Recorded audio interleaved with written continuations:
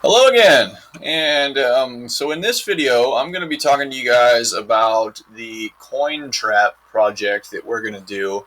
So the purpose of this project is to introduce you to some of the basic functionality inside of Fusion 360 and get you started in 3D printing.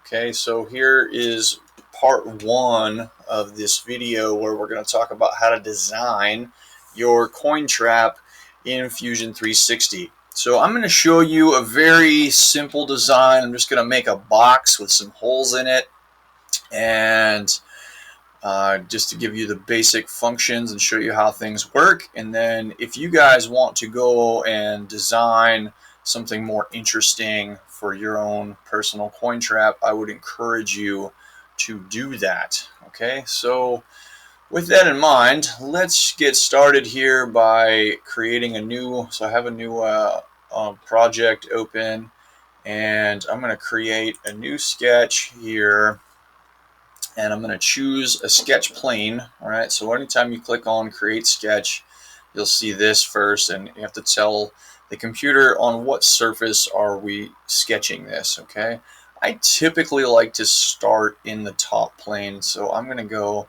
right here. All right, and you might have a grid view here. I have my preferences set up so that it doesn't show me the grid. Down here at the bottom, one of these buttons, I believe, is maybe the grid view or display settings. Here we go. I don't know. Anyway, I don't want to get off topic too much, but I turned off my grid, and there is a way that you can turn off yours if you would like, or you can leave it there. Whatever's, it's fine. Okay, sorry about the detour. Let's go up here to the Create drop-down menu and go to Rectangle, and I'm going to go to Center Rectangle. All right. You might notice there's a keyboard shortcut, R, and up here on the toolbar there is the rectangle, the 2-point rectangle. I don't like the 2-point rectangle. I like the center rectangle almost all the time, and here's why. When we dimension, we have to tell the computer two types of dimensions. Okay, I have to tell it where my object is in space and how big my object is. Okay, so I'm going to draw, here's my center rectangle. Okay, and let me hit escape, and just to show you something about Fusion, I'm going to make a 2-point rectangle over here. All right, and let me point out a couple of the key differences now. Here's my 2-point rectangle. Notice there's no lines in the middle. These dashed lines here are what we call construction lines. They're just there for reference, and this dot shows us where the center of my rectangle is. Okay, so I'm going to dimension my part here. I'm going to make it a square. So I'm going to click D on my keyboard to get my dimension tool. I'll make this 1 inch, and then I'm going to click this one, place my dimension over here. All right, and I'm going to just click on that dimension, and you'll see D1 showed up there, because I know I want it to be square. Okay, now this is a little trick that allows me to come back and double click this, and if I change it to 2, this one automatically updates to match, so it always stays square. All right, so if you know the thing you're making is going to be a square, then you can use that. If you're not sure that it's going to be a square, and you don't always want these to be the same, then you need to put in different dimensions. Okay, so let me go back to my 1 inch square, and I'm going to make another 1 inch square over here. All right, and so you know what? Just for the sake of this demo, I'm going to use click there and there. Click on the same dimension. Now, double click, change this to 2, and they both change. Okay.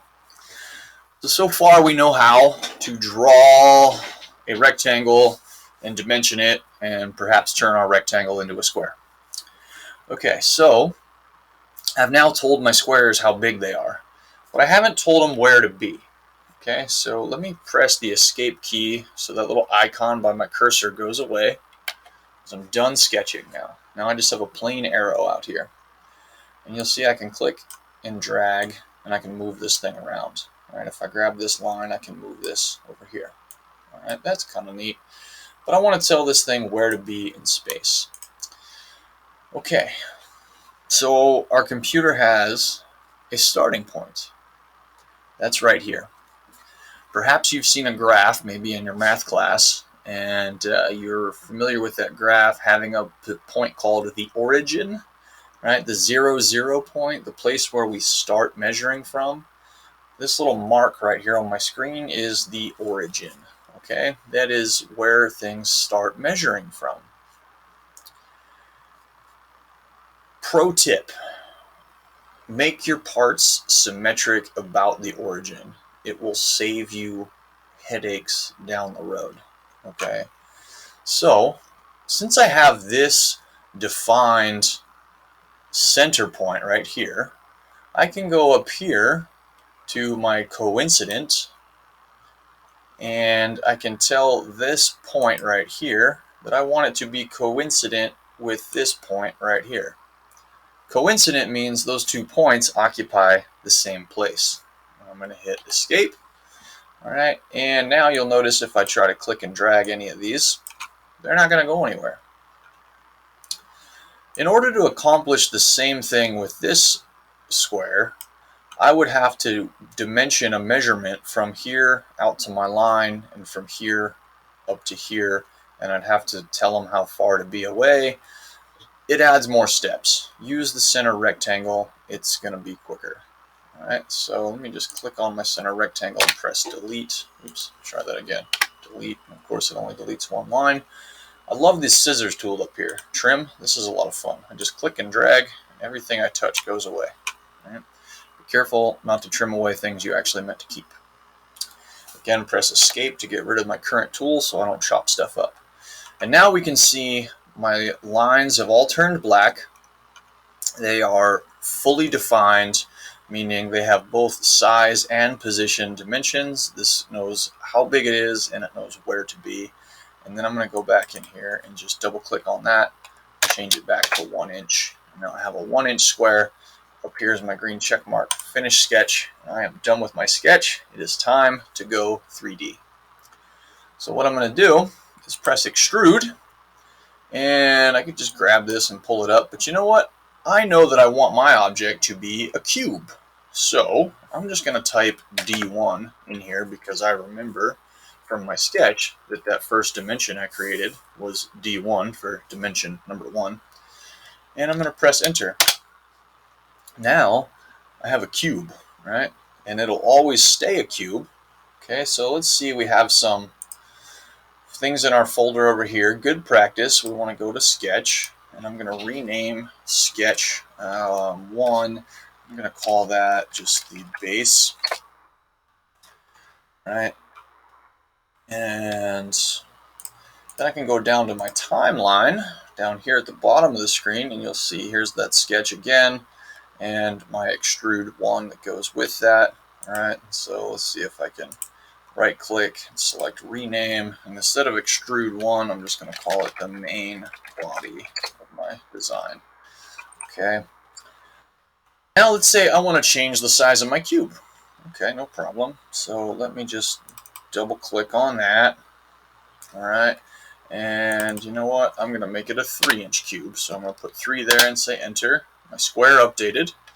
All right, go over here and press finish sketch, and look at that. I can do inspect, and we'll measure how tall it is, and we can see it's 3 inches tall as well. So we still have a cube shape here.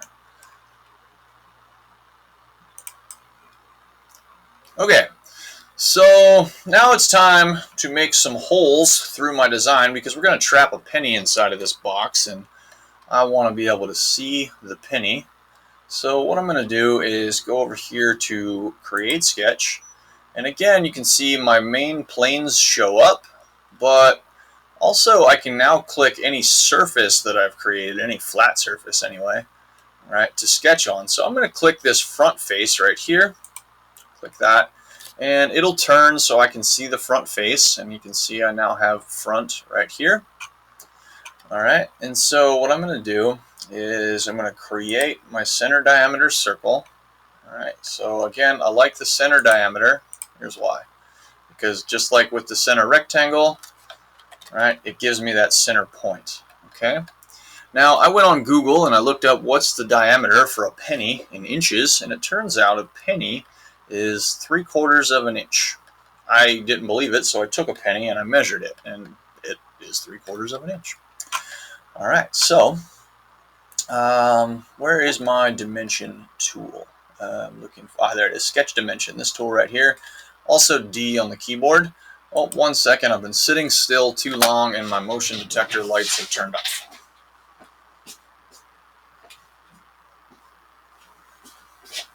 Okay, sorry about the interruption there. We now have some lights. All right, so where was I? I was going to dimension my diameter of my circle. This is going to become a hole in my part. So here I have my diameter, and I said it was at 3/4 of an inch, so I'm going to put 0.7 inches, just like that. Okay, and now, all right, so I'm going to hit escape, so I have my little circle, and I can now click it and drag it around, and I want to put my hole somewhere in here. Now, I like things that are symmetric, so I want to put my hole directly in the center. And if you remember from where we placed our sketch on the origin, and I told you to center it on the origin, if you did that, this little point here that represents the origin will be perfectly in the center of the base of my part. So what that lets me do now is go up here to my constraints and select horizontal vertical right here, and then I can say my origin and my circle have to be vertical with one another. All right, so now my circle is perfectly in the middle of my part this way. I cannot move it left and right. I can still move it up and down and pretty much anywhere I want like this, but I cannot move it off of that line. All right, it is fixed. Okay, so now I want to get my circle halfway this way. All right, so what I'm going to do is I'm going to go click my sketch dimension, and you can see I already had the circle selected, so it's got my diameter. Okay, this would be a good time to show you guys what happens if you add too many dimensions. So I've already given it a diameter, and here I'm about to give it another one. So I'm going to go ahead and click and place that, and you'll see this error message. All right, it says adding this dimension will over constrain. Anytime you see this, it's telling you you're trying to add a dimension that it already knows. The computer already knows that dimension based on something else that you've done. Okay, so when you see this, you want to hit cancel and think, oh, okay, so I had accidentally selected my circle and it already has a diameter. Okay, no big deal. So you can see the icon next to my cursor, and it's telling me that I have my dimension tool selected. So I'm going to click on that, and there comes that pesky diameter again, only this time I'm going to say I want to measure over to this line right here. So I'm going to measure over there, and now look, it changed. All right, oops, I clicked the wrong line. Let me click off of that line. I meant to click that line. There we go. I want to tell it how far to be from the top. All right, so I'm going to say position right here, and it just automatically set to 1.438. It didn't even ask me to type anything in. I'm not really sure why. I want to change that. So anytime I want to change a dimension, I just click on it, double click it, and now I can change it. And what I want it to be is I want it to be D1 divided by 2. All right, so no matter how big I change this thing, I could make this to be a giant box or a little bitty one. I can go back into that sketch, and this circle will always stay in the middle. All right, so I'm going to say D1 divided by 2. Bingo. There we go. Now I have a completely black line circle. If I click it and try to pull on it, move it, I can't go left and right. I can't go up and down. I can't change the size. Okay. Now it's fixed. My sketch is fully defined. I can double check by looking at over here. You see this little lock icon next to sketch 2. All right, that tells me it is fully defined. I'm done. So I'm going to go hit the green check mark. Finish sketch. Sketch 2, I'm going to rename by clicking twice slowly.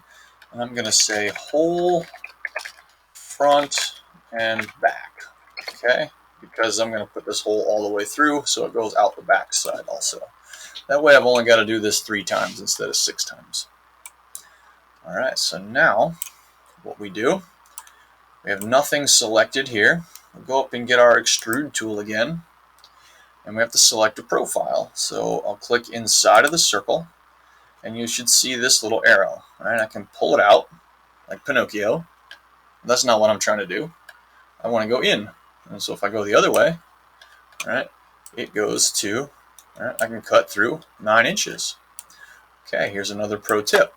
I know that no matter how big I want this box, I want that hole to go all the way through. So I'm going to go right down here where it says extent type, and I'm going to change this to all.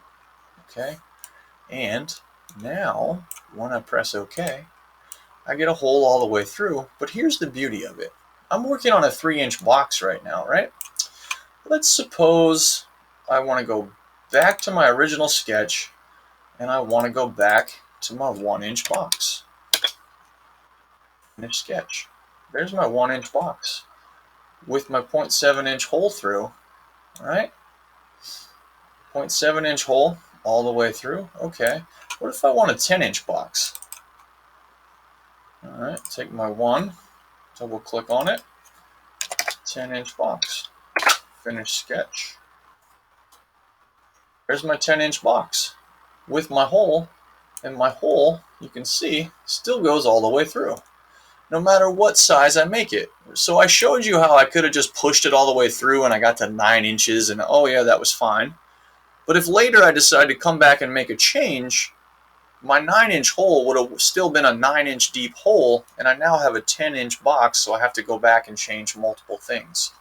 By connecting things like this, we save ourselves steps when we want to go make modifications later.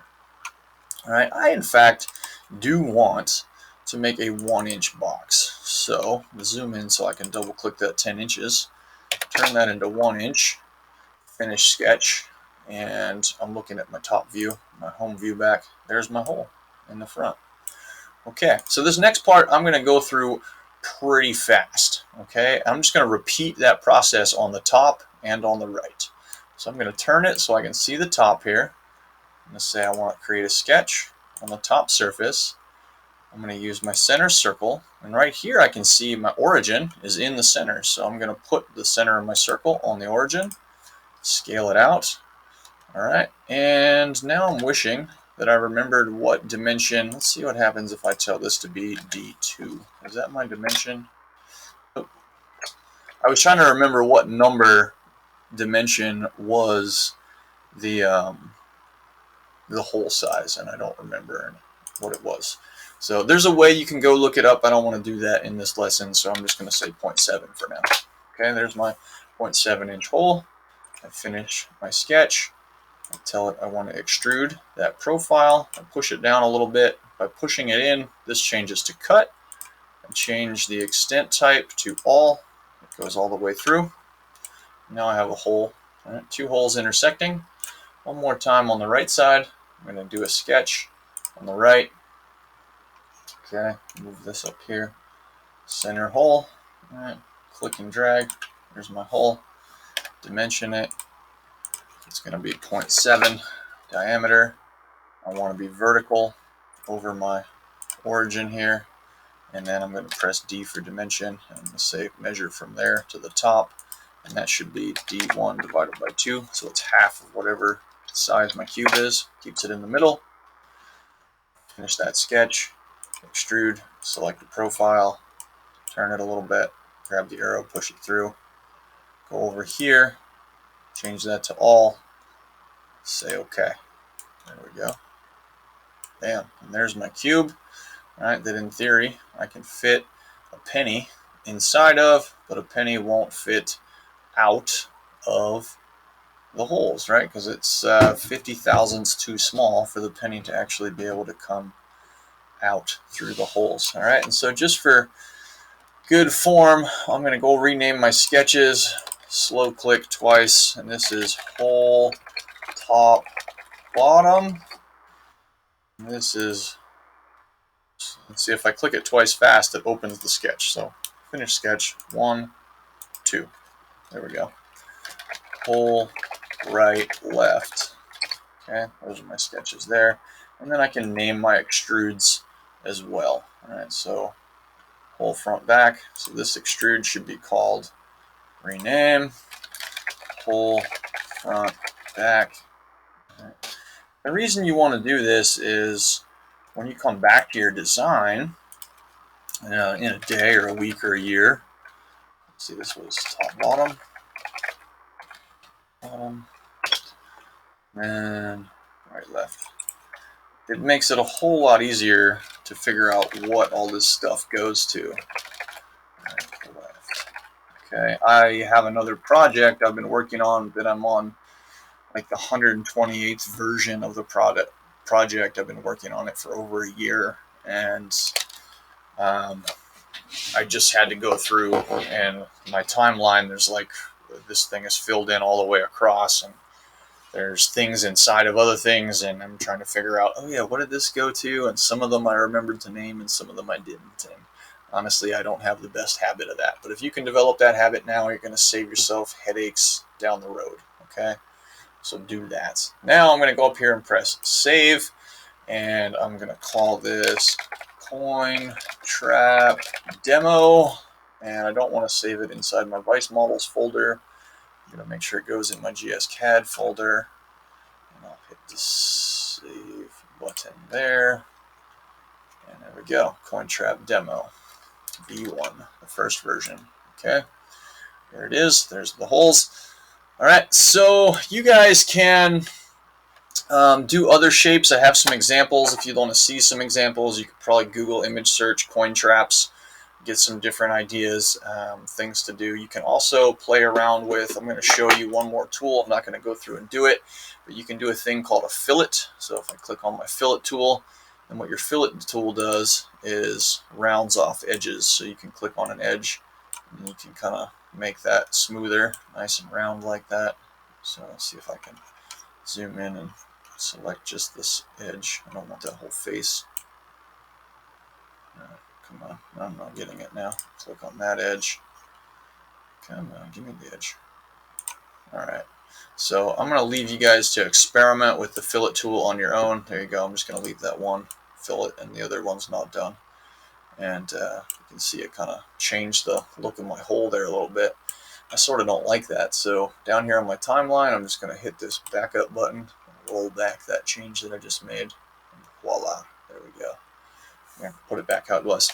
You can play around with the fillet and see how it affects your design and does things. And remember, if you do anything that you really hate, Control Z undo is your best friend. Okay, so if suddenly you're like, oh my god, my design looks terrible, but it looked fine a second ago, press Control Z. You can probably fix it with that. Okay, so do that, have some fun. I challenge yourself to make a little more complicated shape of a coin trap, and there will be another video to go with this one to show you how to get your STL file, slice it, and 3D print it, and get the coin inside of it.